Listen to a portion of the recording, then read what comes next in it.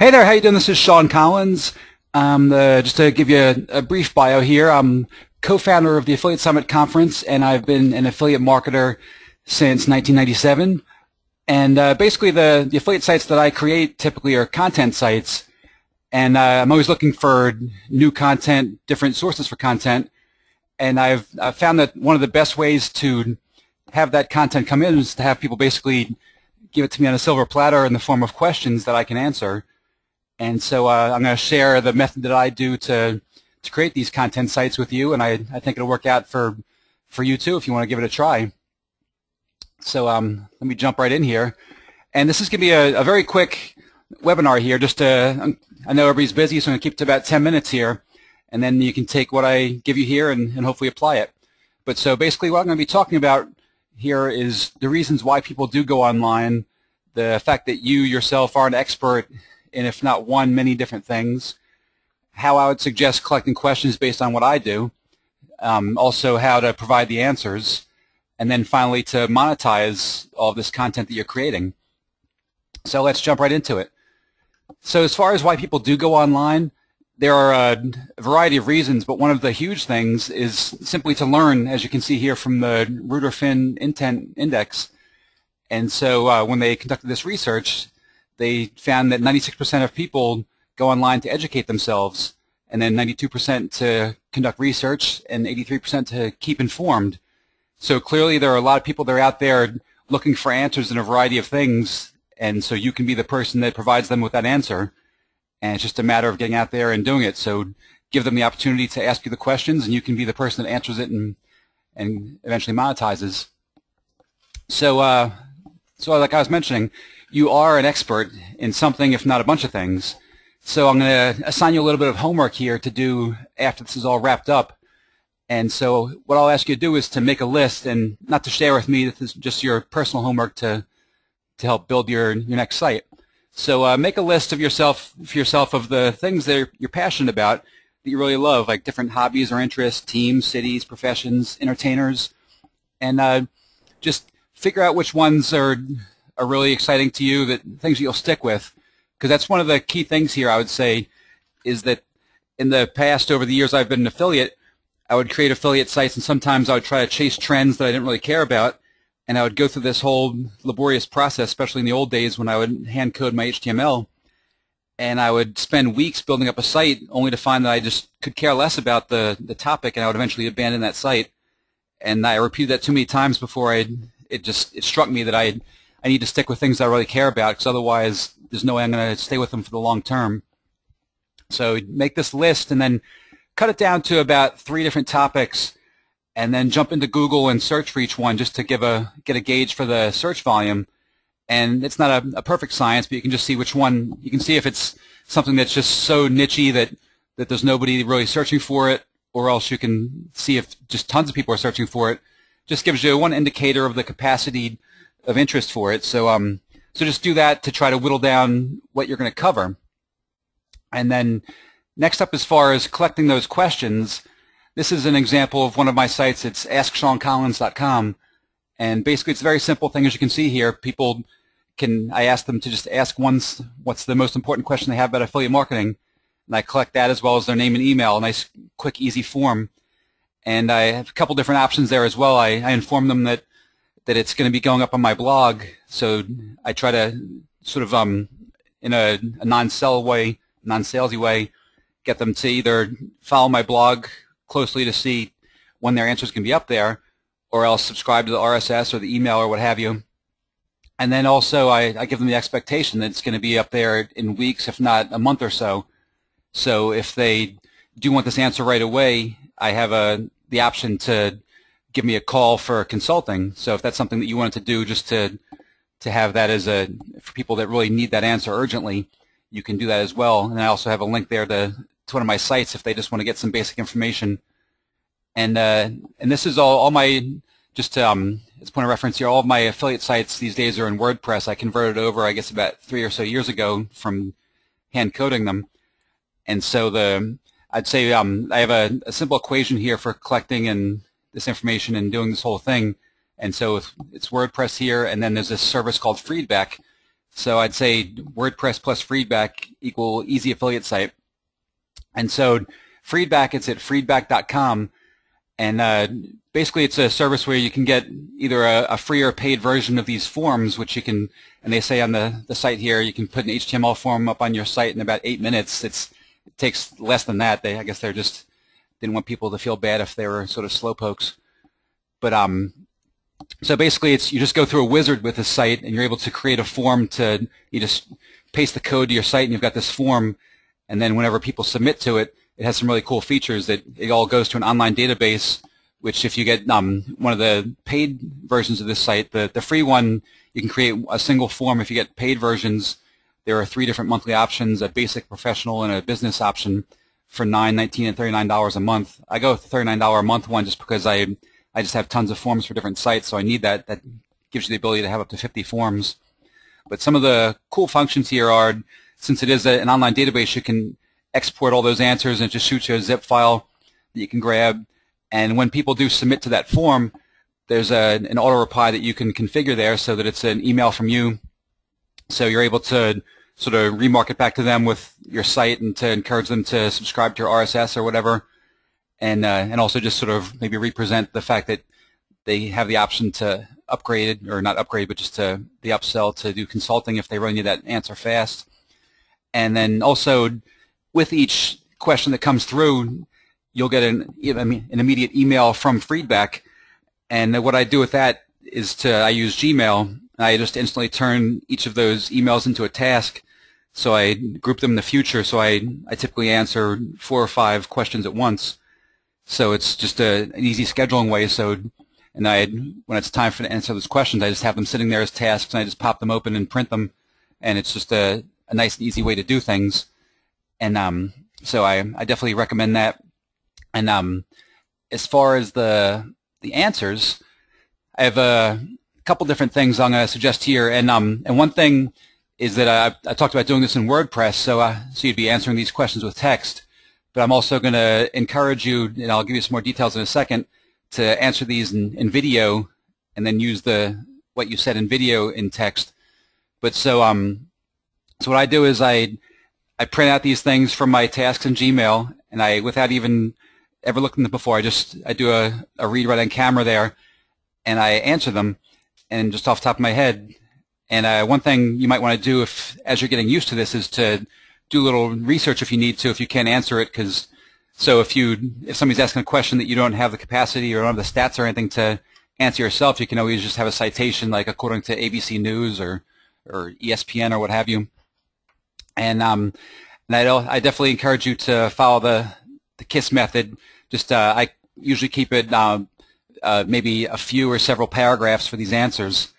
And one cool thing about doing these answers is that you're going to find that you get maybe, and I guess maybe this isn't going to be consistent across all verticals, but it's been pretty consistent for me in the niches that I do, where you probably see about the same 10 variations of questions over and over again.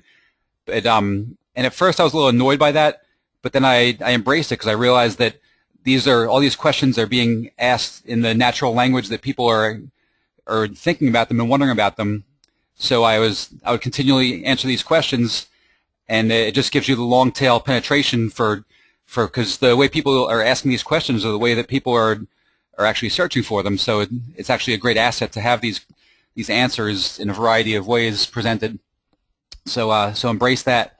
But as far as the videos, here's an example of one that I put up on YouTube. But it's a very simple process. I know a lot of people are hesitant to get into video, but literally all I use is a $20 tripod from Target or wherever. I've got a digital camera that takes HD video, and I'm on a PC. I use a software called Sony Vegas that costs less than $100 on Amazon or wherever, and you can do some similar things with Mac. But after I do that, one of the reasons why I do video with my answers is that, as everybody knows here, Google is the #1 search engine, but then YouTube is the #2 search engine. So you want to have penetration in both. And also, one thing I noticed when I did the switch over to start answering these questions in video is that I typically answer them in, like in this example here, you can see that I answered it in 1 minute and 42 seconds.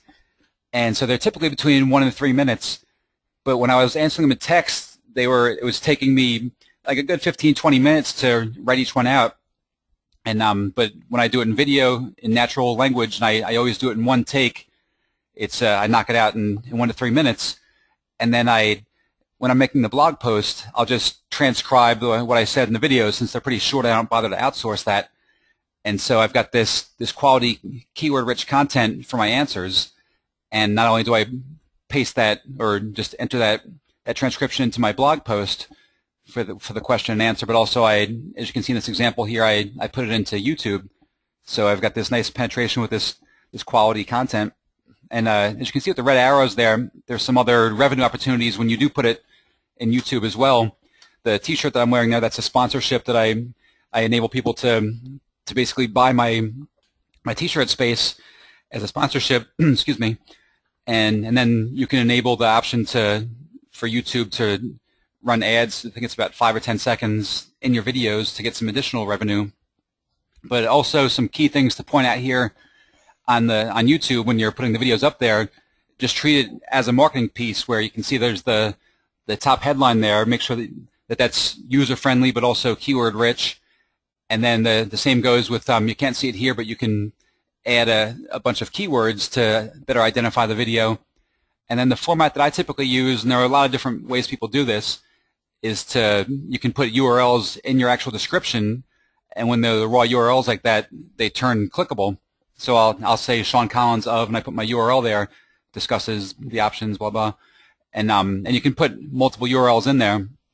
So that's actually one of my better traffic sources, because I turn out so many videos, and like as you can see, I took this screenshot a week or so ago, so I guess it's pretty current for the numbers, but I've got nearly 600 videos in YouTube on just all these different topics, and I have all these links there, and I just in aggregate they come to a good amount of traffic.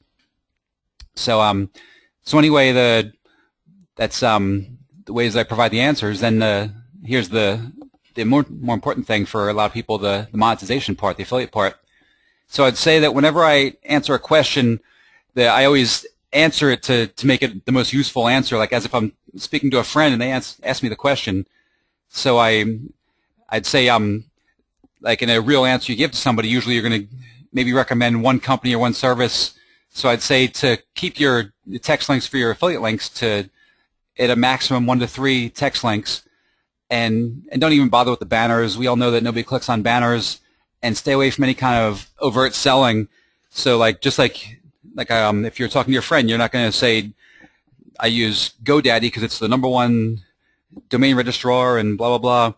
Just like if somebody asks me who I recommend for a domain registrar, I'll just say I use those and maybe point out a couple reasons why, but none of that in your face stuff. That's horrible. Nobody wants to read that. Nobody wants to hear that.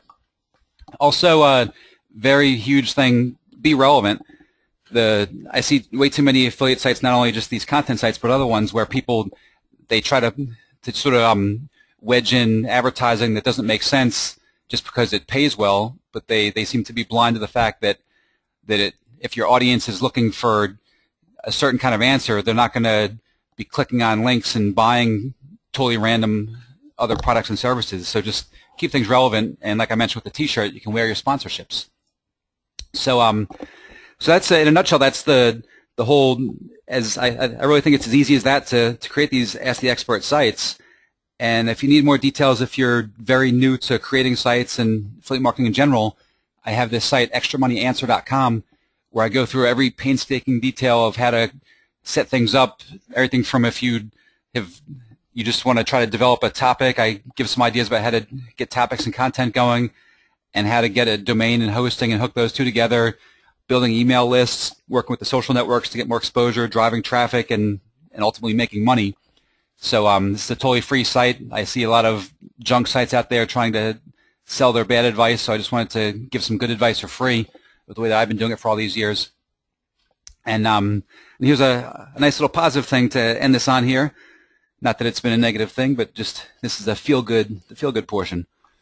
So I have a charity auction going on at this site that I have, atxaffiliates.com, ATX being Austin, Texas, and it benefits some of the first responders here for all the wildfires we had in Central Texas recently. So and 100% of these auctions go to the actual charity. You can see more details on atxaffiliates.com. But two things I have right now are a Platinum Pass to Affiliate Summit West 2012, as well as an interview on my affiliate tip blog, affiliatetip.com. And so the Platinum Pass, it's currently going for nearly $1,000, and it goes up in a few weeks. And I don't even sell the option to have an interview on my blog, so this is, I would say, it was priceless. So check that out if you want to get some marketing going, and it's totally tax deductible because the winners of the auction are going to donate the money straight to the charity. So that's it. If you have any questions, I'm happy to answer them here for a short period of time, as well as you can reach me on Twitter at @AffiliateTip or Facebook /Shawn Collins, and also my email address there, ShawnCollins@gmail.com, and happy to answer any questions. So I hope this was helpful to you all, and have a great day. Okay, so I see the question here. What about podcasting? Well, the podcasting is something that I'm covering as one of my big traffic sources in the Extra Money Answer thing, but this is just really solely about answering one question from people as it comes along, just to have like quick content. So I love podcasting, been doing it for 4 or 5 years, but it's sort of separate from this whole thing. As far as the program using to create the videos, it's called Sony Vegas. So just like Las Vegas, Sony Vegas, and they have a lot of different versions in Amazon. And the one that I have, it costs less than $100. I think they might have some big elaborate versions for more than that. But and also, it's one thing that is daunting to people about video is that they think it's going to be difficult. But I literally bought the Sony Vegas and I used the tutorials there, and I learned how to use it within an hour or two, and I've been using that ever since. And I would say that it's if you get stuck anywhere, and I guess this goes for any software, any kind of thing you're using. I just realized recently, I'm not sure why it took me so long to realize this, but I couldn't figure out how to do something in Sony Vegas one time, so I just went to YouTube and say it was to how to create transitions in video. So I searched for like Sony Vegas transitions, and there are tons of video tutorials where people break it down with screenshots and make it totally easy to figure stuff out. So definitely don't be hesitant about getting into video, because there's just so much help out there. With Sony Vegas in particular, they have a lot of good video tutorials that taught me how to do it, and then for more complex things, you've got YouTube with all the free stuff there. So check that out. Let me see what else we have here. As far as feedback, somebody's saying they use Google Docs, and the one thing there is with Google Docs is you can certainly use that, but I love the feature in feedback, the fact that it gives me an email every time somebody submits a question, and I'm not sure if Google Docs does that now. When I first started using it, didn't have that option. And also, I just like the fact that I can go in there and export everything, and also have the autoresponders and all those things. Some really neat features that I like within feedback. Let me see. I think that's everything. But if I missed anybody, feel free to email me directly, or Twitter, Facebook, whatever. But hopefully this was helpful to everybody, and everybody have a great day. Thanks a lot. Oh wait, sorry. Let me see. I got another question here. Will this webinar be recorded? Yes, I am recording it both through GoToWebinar and Camtasia. So hopefully, if one fails, the other one should be fine. So I'll be uploading it up to YouTube to share it. So thanks a lot, and everybody have a great day.